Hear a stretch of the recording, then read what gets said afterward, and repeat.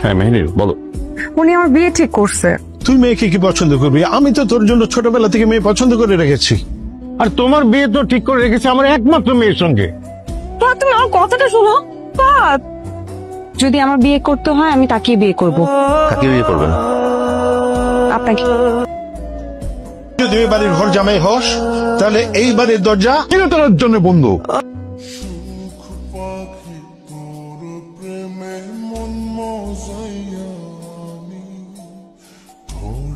আমার ছেলেটা অনেক অভিমান করে চলে গেছে। আমি বাবার ডিসিশনে রাজি হয়ে বিয়ে করলাম, কিন্তু এখনো কিছু মেনে নিতে পারছি না।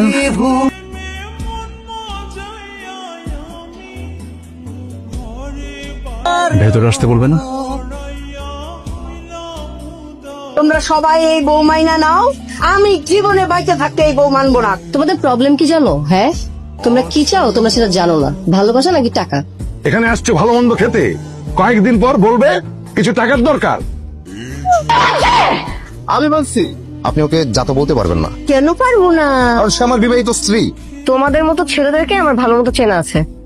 আমার কলিজা খাকা করে আর তারা কবিতা করে। But I want you to go for honeymoon, but আমি ওগুলো সব কিছু ম্যানেজ করব। আমার হাজবেন্ডের ইনকামের টাকা হানিমুন যেতে ছিল। কত হয়েছে সাইরা? স্যার কাউকে এক্সপ্লেনেশন দেয় না।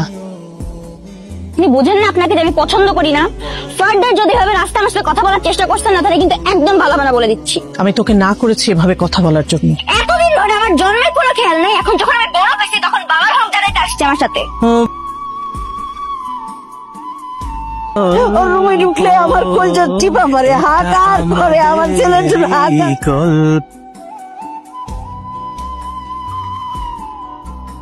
ওকে চুনকালি মেখে বাড়ি থেকে চলে গেছে, আবার আসছে কেন?